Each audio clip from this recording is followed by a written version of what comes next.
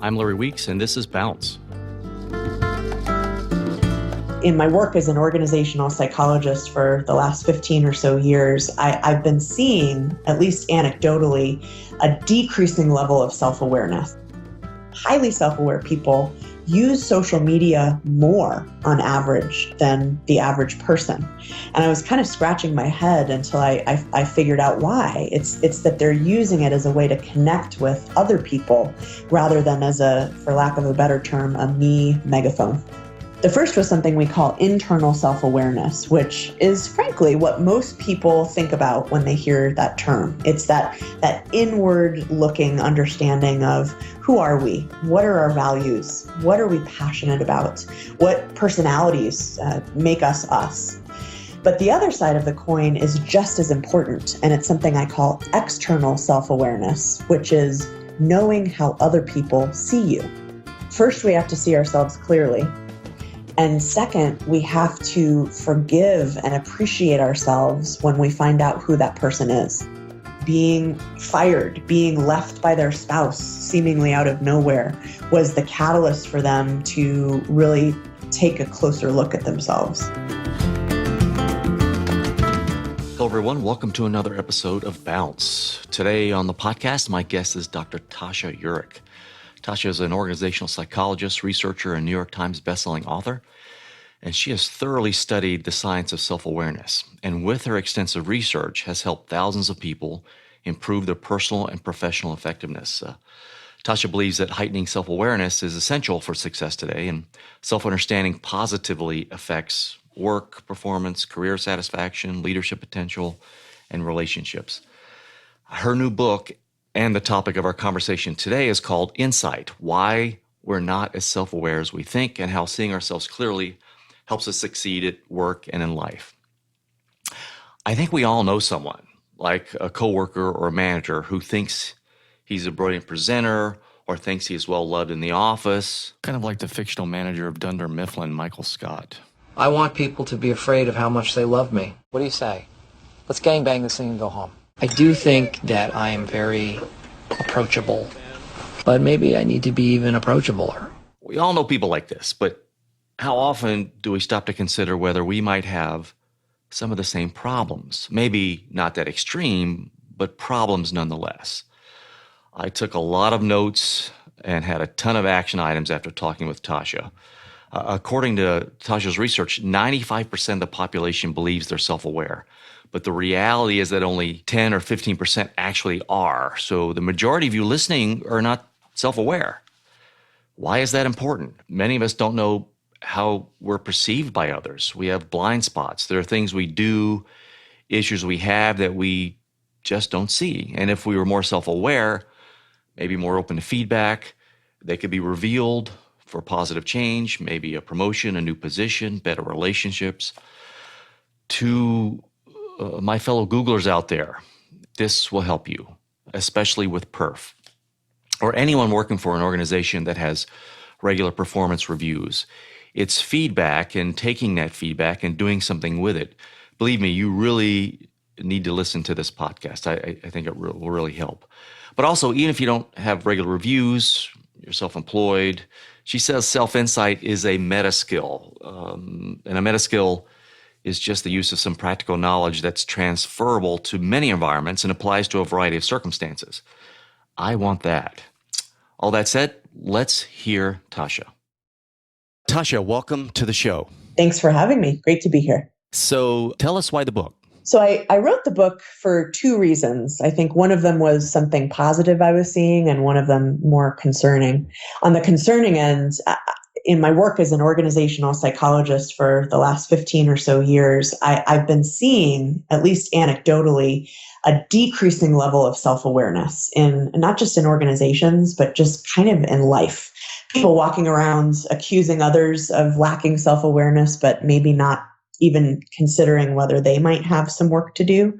So to be a little bit dramatic, but hopefully accurate about it, I think we're increasingly experiencing what is no short of a self-awareness crisis in our country and our world. But on the positive end, I also saw firsthand so many of my executive coaching and consulting clients who, maybe they're senior level leaders who really had gotten to where they were in spite of their lack of self-awareness. And up until then, they'd been okay, but something goes wrong. And so they were able to make these really dramatic improvements in being able to see themselves clearly, being able to understand how others saw them. And so I saw this increasing crisis happening, but I also knew that it was solvable. And so about 3 years ago, my research team and I set out on a journey to find out what was self-awareness exactly, how do we improve it, and really, why is it worth the time and effort and, frankly, bravery that it takes to get there? Do you think social media is making us less self-aware or more self-aware? I ask because, on Facebook, Twitter specifically, you're posting, but you're also getting comments and people are posting back. So you're getting some kind of feedback. And that's really an excellent point, because social media is very insidious. It's very sneaky. It makes us feel like we're more self-aware because we're posting about ourselves. And in posting about ourselves, why wouldn't we see ourselves more clearly? But there's actually a growing amount of evidence that shows that people who spend a lot of time on social media tend to be more self-absorbed and less self-aware. Yikes. So I think we confuse the two, and we say just because I'm focused on myself must mean that I see myself clearly, that I see how I fit into the world. But more times than not, it's actually the opposite. So has anybody written a book on how to use social media in the sense that it's not detrimental to one's personal growth or, to your point, self-awareness? There are quite a few books that really say you need to use social media less. And I think there is and I've heard no that. small amount of validity to that, right? There's an excellent book called Reclaiming Conversation by a woman named, I think her first name is Shelley Turkle. But in my research, I've actually found that a couple of small hacks in how we use social media can actually put us on a much better course. So in my research, I found that there are basically two types of uses of social media. One type, which is most of our interactions on and offline, I call being a me former. And that's where you log on and you post a selfie of your beautiful vacation or your latest professional accomplishment or something about you, or it's your child's 6.5-month birthday. But the other side of the coin are people who I call informers, and other researchers have used those terms as well, who use social media and, frankly, their face-to-face interactions as a way not to boost themselves up, but to connect with and enrich the lives of other people. So if you're being an informer, you might log on and post a beautiful photo that you just took. Or you might post a funny article that made you laugh and you hope other people are going to laugh too. And in my work, I was really surprised in my data when I saw that truly self-aware, highly self-aware people use social media more on average than the average person. And I was kind of scratching my head until I figured out why. It's that they're using it as a way to connect with other people rather than as a, for lack of a better term, a me megaphone. That is a great heuristic. I'm going to use that. Me former or informer, because it's ubiquitous. It's everywhere. People are pinging me, or everybody's connecting with friends. So that's great. So self-awareness. How much should we care how others see us in this regard?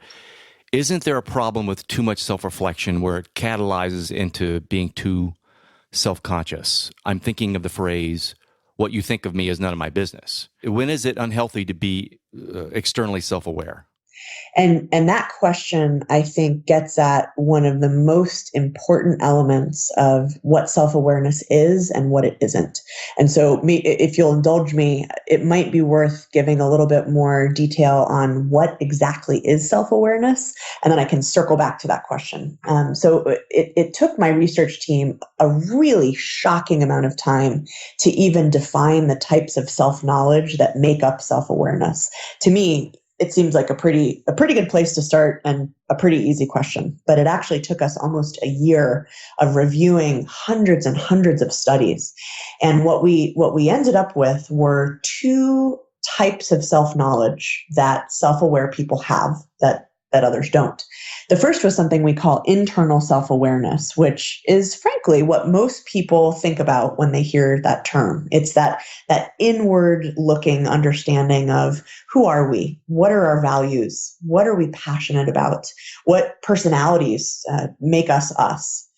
But the other side of the coin is just as important, and it's something I call external self-awareness, which is knowing how other people see you.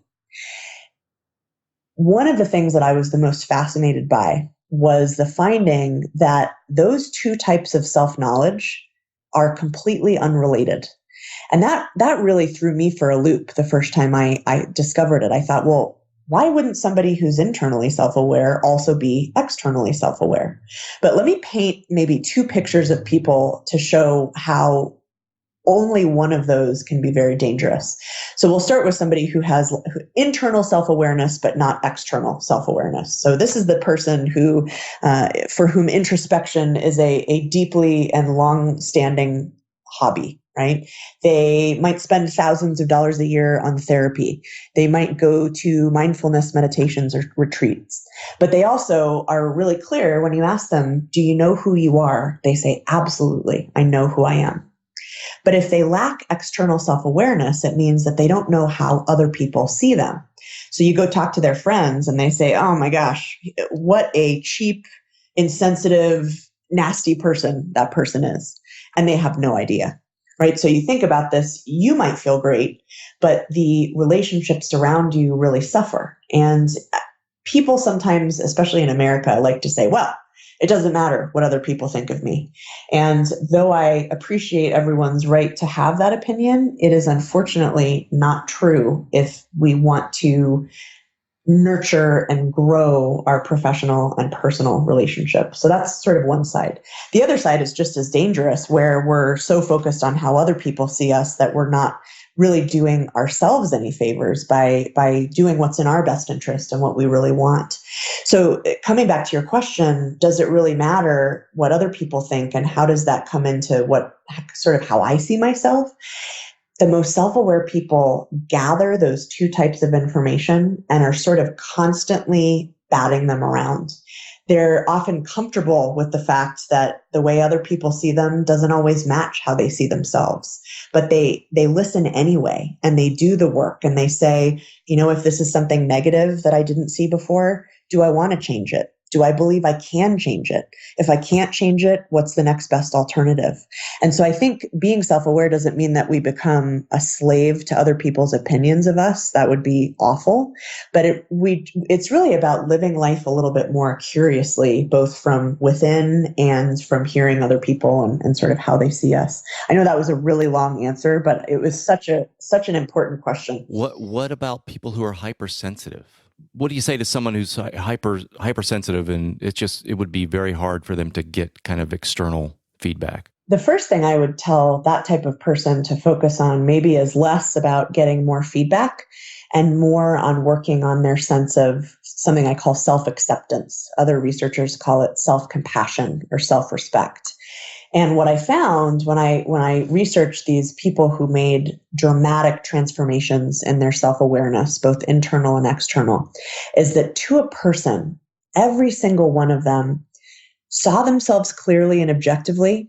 They knew what they were gifted at. They knew where they weren't so gifted. And they loved and respected themselves anyway. And I think there is such power in this idea that first we have to see ourselves clearly. And second, we have to forgive and appreciate ourselves when we find out who that person is. And what I found is people who are highly self-aware with that sense of self-acceptance monitor their inner monologues. They don't let themselves just constantly keep thinking about a mistake they made over and over and over. They break the cycle, or they don't beat themselves up if they get negative feedback. They say, that's interesting. I want to learn more about that. I want to figure that out. And so part of it is just the mindset that we approach this journey with. Am I approaching it with a mindset of self-loathing or self-consciousness, or a mindset of curiosity and acceptance and knowing that, yes, I'm going to learn some things that I don't like, but I'm also going to learn some things that I might not even know I'm doing well if I don't ask. And so I think for somebody like that, I would encourage you, before you jump in to getting all this feedback, to do some work on just how you're talking to yourself and how you're viewing yourself first. I assume you are a believer in personality tests. You mentioned Oh, yes. in the back of your book some tests. I think I took one of them, but I think there were strength finders and some others. So like Myers-Briggs, what's your opinion? Very pro Myers-Briggs, pro social styles, DISC. To be perfectly honest, it's all 6 of one, half a dozen of the other in some respect. It's important to use a validated assessment, and most of the big ones are. But that has been constantly, or very consistently, something that highly self-aware people tell us are important milestones in their journey. Now, the danger, of course, is for someone to say, well, I took my Myers-Briggs. I know I'm an ENTJ. I must know myself now. So as long as it's not a cop-out of like, I'm going to do this and then I'm going to be good to go, it can be a really, really valuable tool. I dated a girl back in my single days she was a chemical engineer, and she was so into the Myers-Briggs, and I had taken it, but she was like, we met for dinner, and she would just beat you up with like everything I did. She had it boxed into my profile, and it was irritating. And then I finally printed it out and brought it to another dinner we had, because I finally looked at it. She was all the time talking about it. Well, you're a great match. We're a great match for this reason, that reason, and we had very different profiles, but she somehow matched them up. So I brought it out because it scared me when I saw hers. I was like, wait a minute. Your profile says this.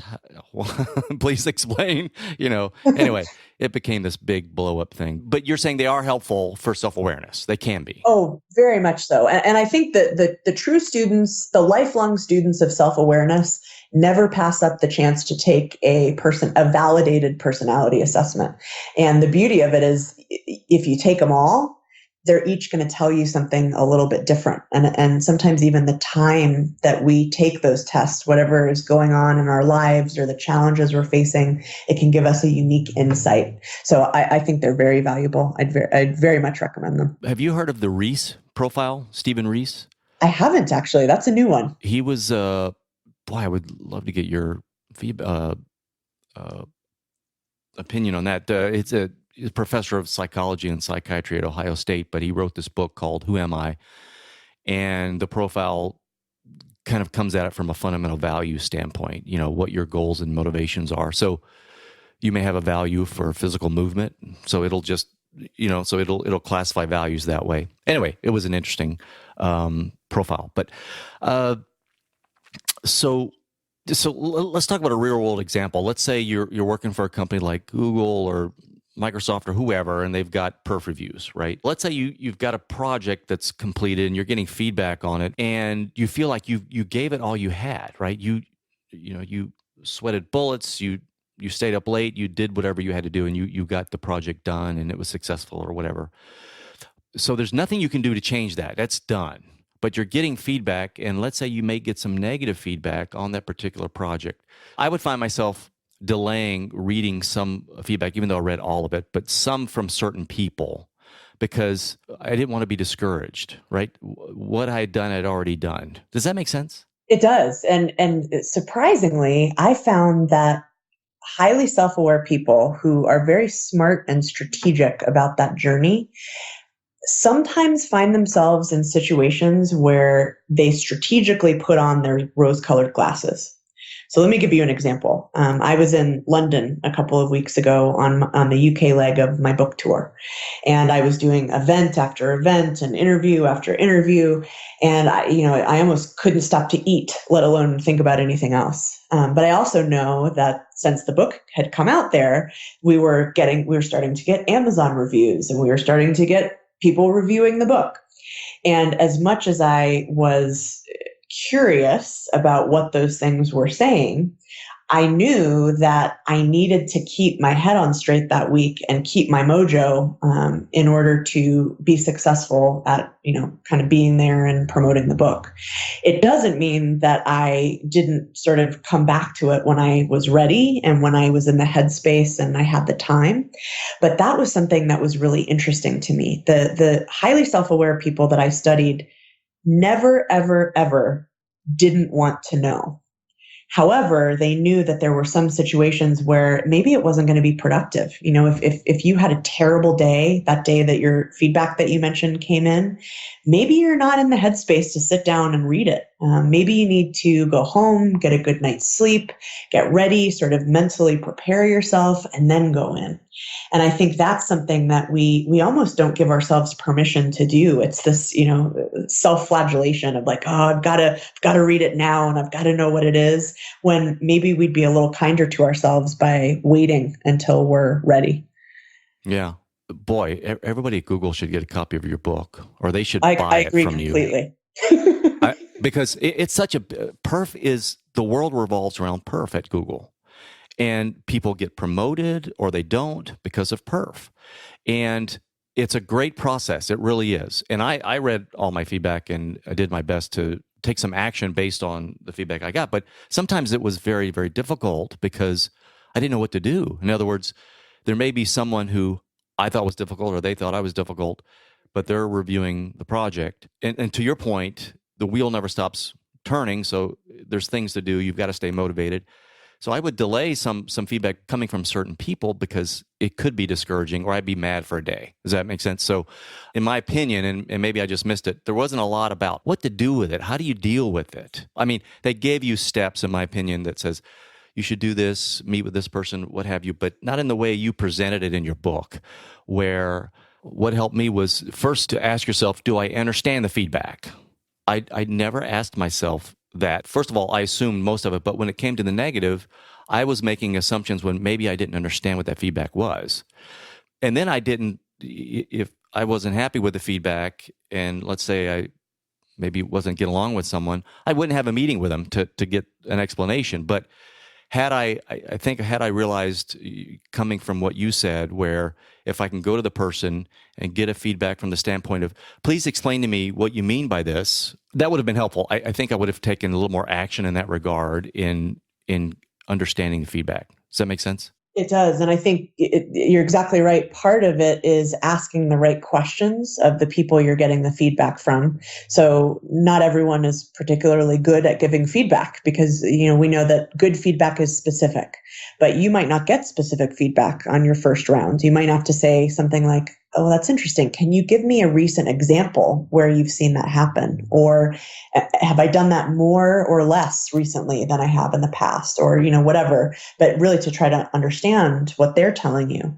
The other piece of it is to take a step back and say, is this, if it's negative, is this a beef this person has with me? Or is this a consistent issue that might be showing up in different interactions? And the only way we can find that out is to gather our courage and to ask a couple of people whether they see it too. And typically those people are best suited, as people that we trust them implicitly. We know that they have our best interest at heart, but B, they're also going to be honest with us. And a lot of times I think people risk overreacting to one piece of feedback without going back to see if it's a pattern or not.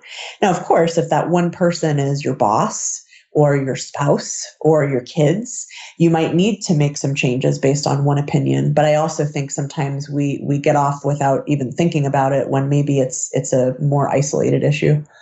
Yeah, I like that you said wait for the day when you're motivated, feeling good, what have you. But you also talk about you reminisce with friends, and that helped you prepare for or helped you deal with maybe some negative feedback? I think you were writing the book. Yep. This is so interesting. There's a lot of research that something called self-affirmation can help us deal with the negative responses we have when we get negative feedback.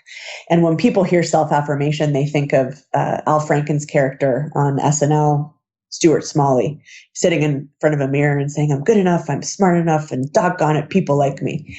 And it's unfortunate because there's actually a lot of evidence that doing things like reaffirming our most important values, or like you said, reminiscing to positive times in our past, all things like that sort of remind us who we are and give us context, can help us deal with upsetting feedback.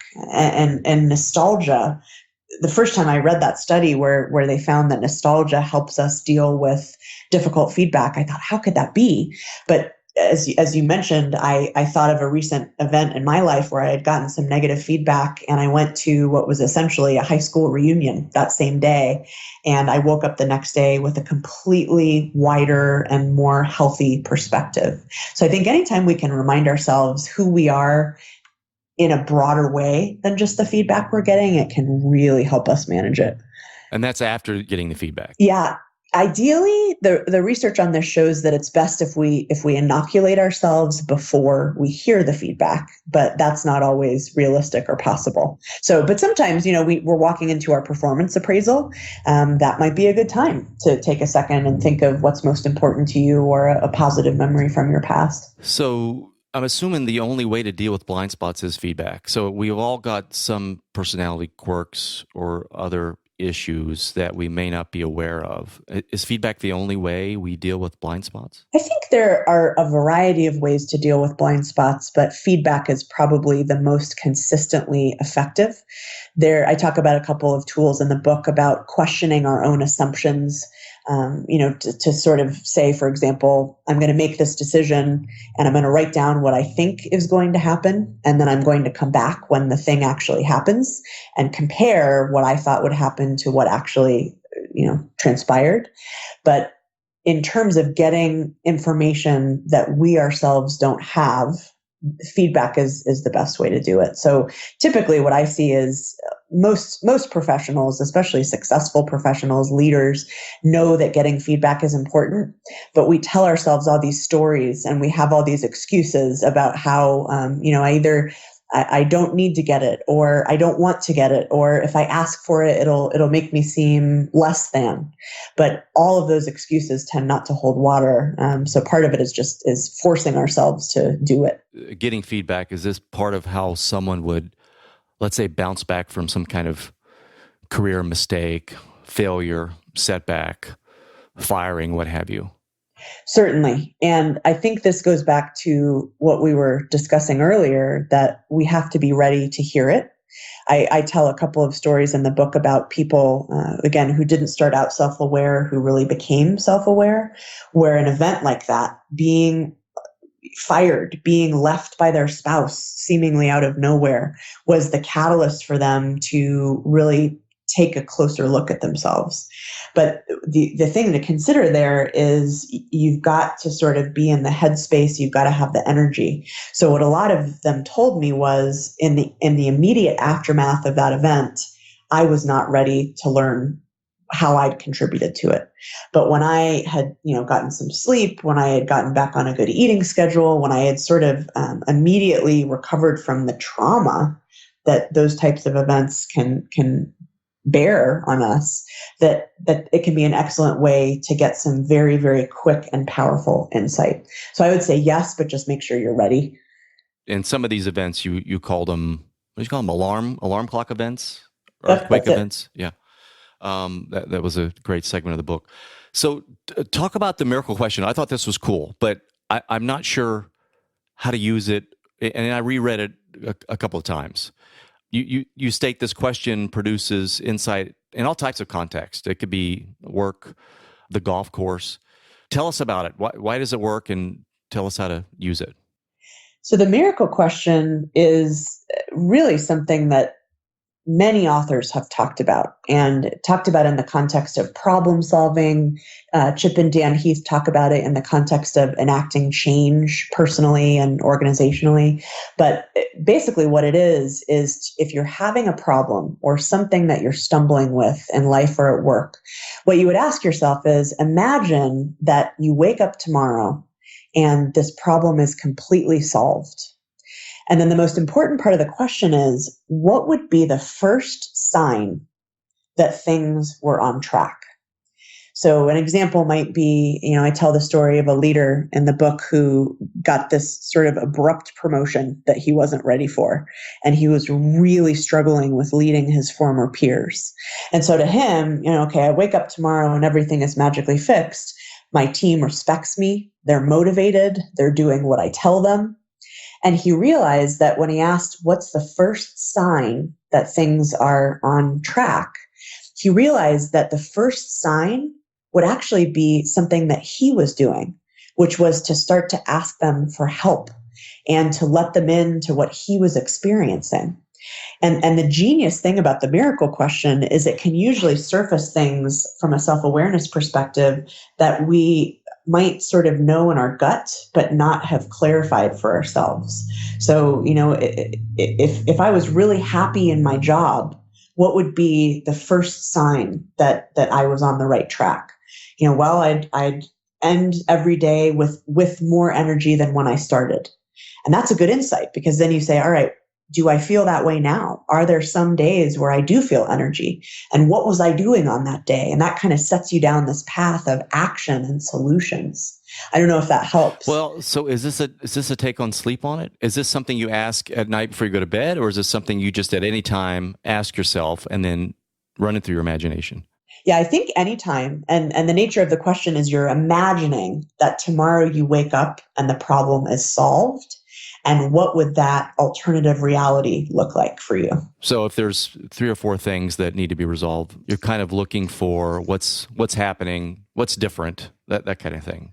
So I love the concept of double loop learning. Can you give us an example of that? So double loop learning is a kind of esoteric concept that's been around organizational psychology for decades and decades and decades. There's a really brilliant management thinker named Chris Agiris, who was at Harvard, I believe, who basically said that busy, successful professionals very rarely reflect on specifically the problems in their environment and what they personally are doing to perhaps influence or even create those problems. You think about a typical day, right? It's chaos, you're busy, you're stressed, you say, oh, XYZ thing is broken, and you find all of these external causes or external reasons that it's the case. And that's single loop learning, is kind of just moving forward without taking a step back, without imagining the bigger context of in this case, how you're impacting that thing. What double loop learning is to take a big step back in those types of situations and really ask, what are the assumptions that I'm making that might be contributing to this? Or what are the things that I'm doing that might be making this problem worse?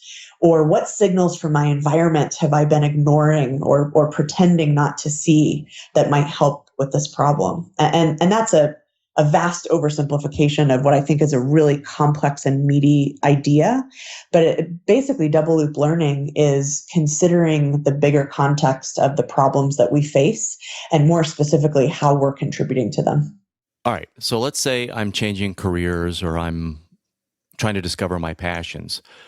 Are we back to assessments to try to figure out what I love? Are there any exercises that you have found that really, really work in that regard, or better than other exercises, specifically about passions or what I would love to do or someone would love to do? There are many assessments that actually really can help clarify that. There's something called the Holland model. There's something called the Strong Interest Inventory, really well-validated, well-respected assessments that kind of can tell you what will get you out of bed in the morning and where you're just jumping out of bed excited to do whatever it is you were doing that day.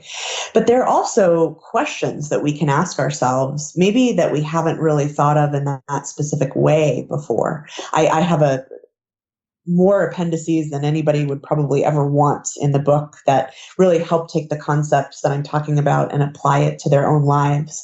And I'm looking at, this is Appendix B, where it says, what are your passions? So here are a couple questions that I list that I think can can at least get us started.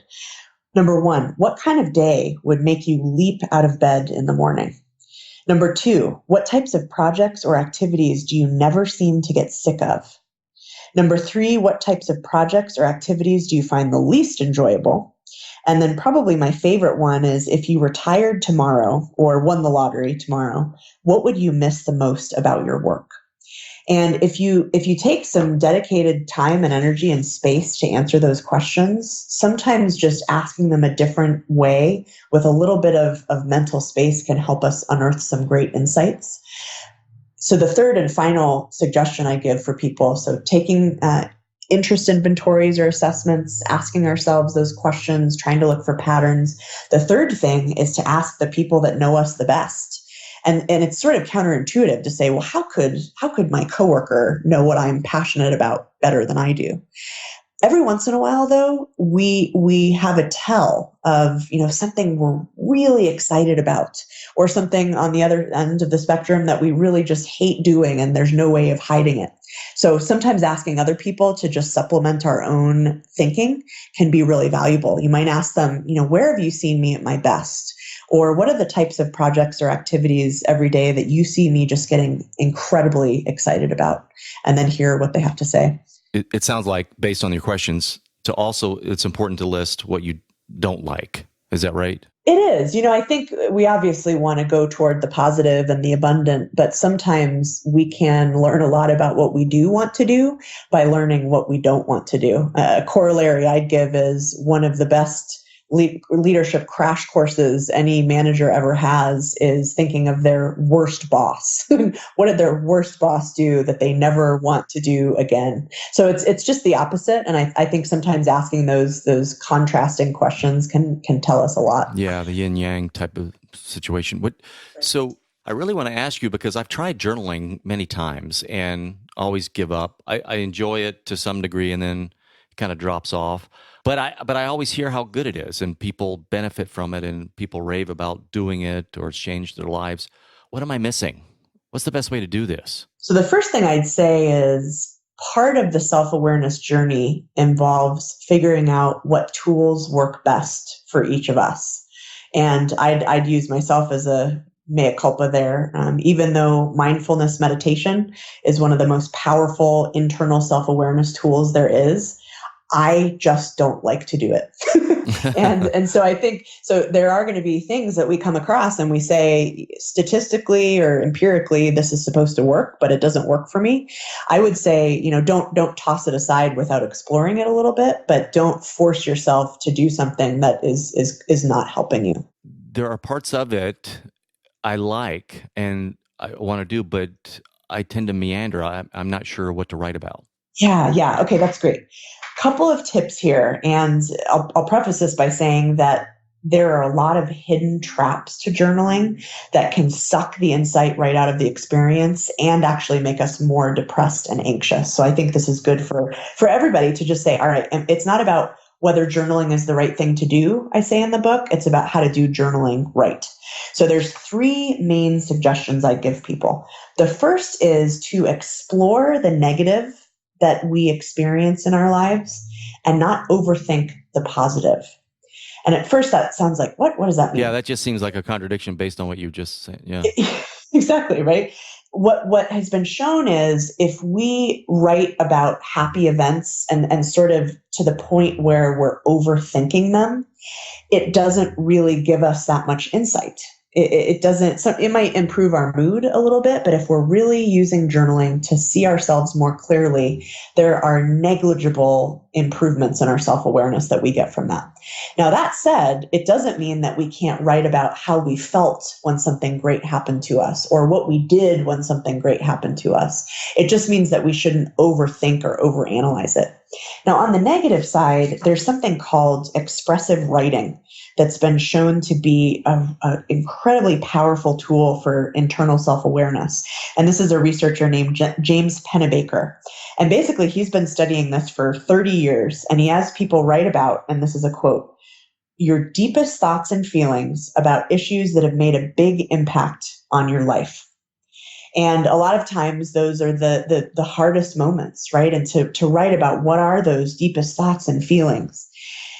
Interestingly, this leads into my second point, is we should process both our thoughts and our feelings when we're journaling.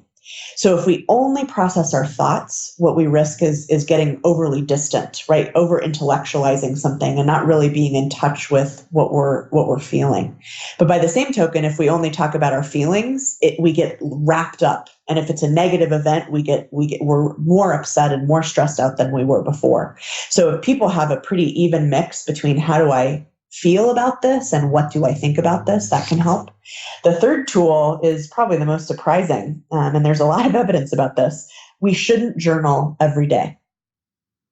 If we journal every day, we run the risk, at least, of getting stuck in this sort of endless loop of self-scrutiny, which is probably going to have, again, negligible improvements in our self-awareness, but it can sometimes do more harm than good. So I think the overall piece there is focus on our thoughts and our feelings, and then don't force ourselves to overthink things. If it's not every day, is there optimal cadence?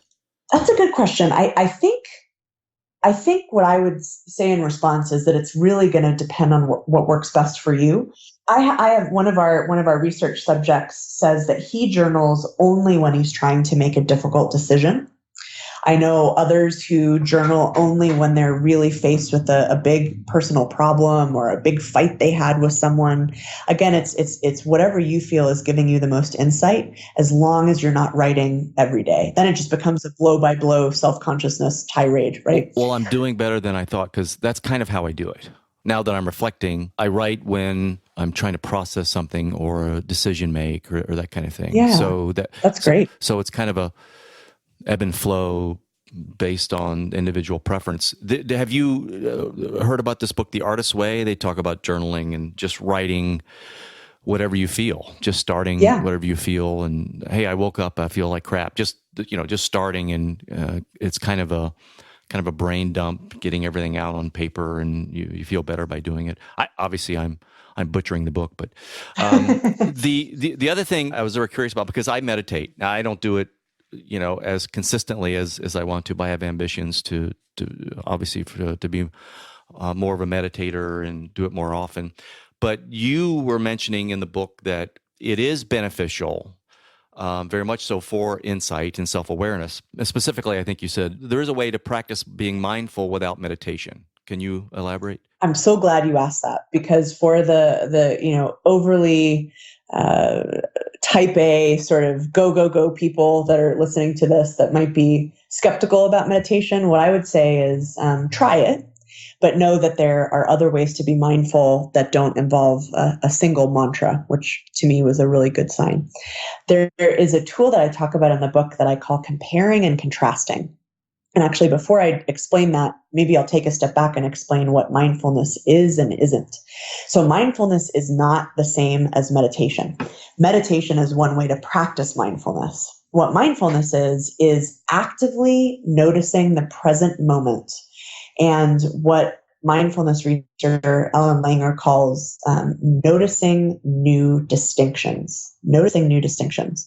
So one of the ways we can be mindful, in addition to meditating, is to compare and contrast how we feel now with how we felt in the past.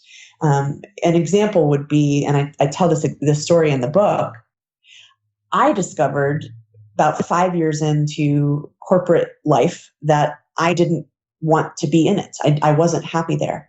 And the question that I asked myself that's really a mindfulness question is, if today I'm feeling unfulfilled by what I'm doing, what are other times in the past that I felt similarly? And what are the commonalities between what I'm doing now and what those things were? And I realized, for example, that in the past, when I had to drive to the same office every day, it didn't matter what office I was driving to. I consistently felt, trapped or bored. And so practicing mindfulness doesn't have to be that meditation. It can really be, I'm feeling this now. This is interesting. When have I felt like this in the past? Or what's different now than maybe before? If I'm all of a sudden waking up and I'm dreading going to work this week, what's different this week than last week when I wasn't feeling that way? As I talk to a lot of people and do these interviews in the podcast, a lot, probably the majority so far, didn't have a set practice of meditation, but they did things that they told me were meditative. They were able to process thoughts or think about things. It could be a workout, walking, jogging, but everybody had that in common. There was something that they were doing that kind of refocused their thoughts or detached from maybe the stresses or helped them process. So, I just thought that was interesting. Yeah, that's great. I love it. Tasha, this has been great. Back of the book does have a lot of these resources and appendixes. Is some of this information on your website as well? It is. If anyone's interested in hearing more, they can go to insight-book.com. But probably more interestingly for your listeners, if they're intrigued about self-awareness, and if you really want to kind of know what level of self-awareness you're at right now to just get a quick and dirty assessment, you can go to www.insight-quiz.com, and you can take a free 5-minute insight quiz where you fill out 14 questions on yourself. You send a survey to someone who knows you well.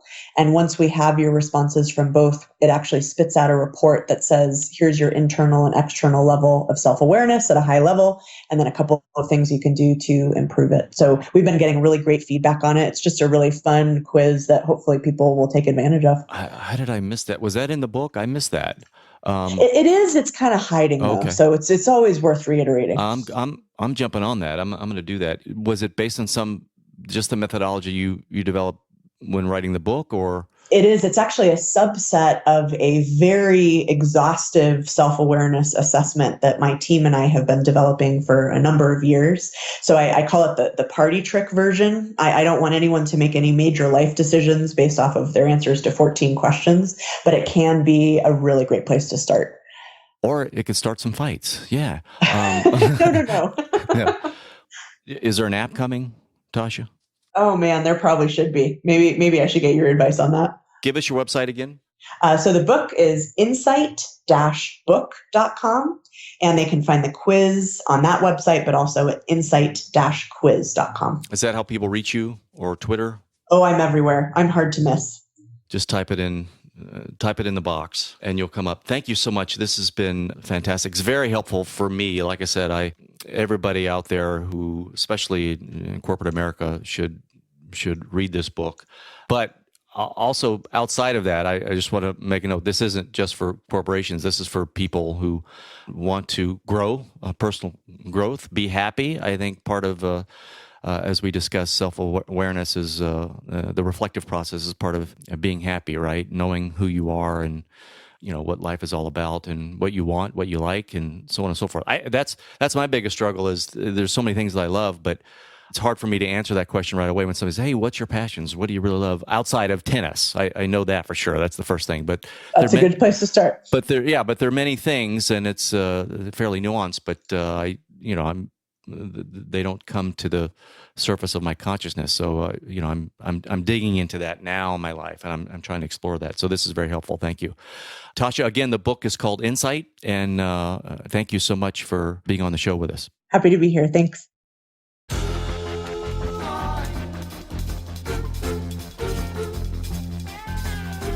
Well, that is all the time we have today. Please spread the word if you enjoyed the episode. Leave us a review on iTunes and share it with your friends on your favorite social platforms. Big thank you to Sam Williams, my audio guy. Make sure you visit LarryWeeks.com for all my content, and we will talk again soon. I woke up in a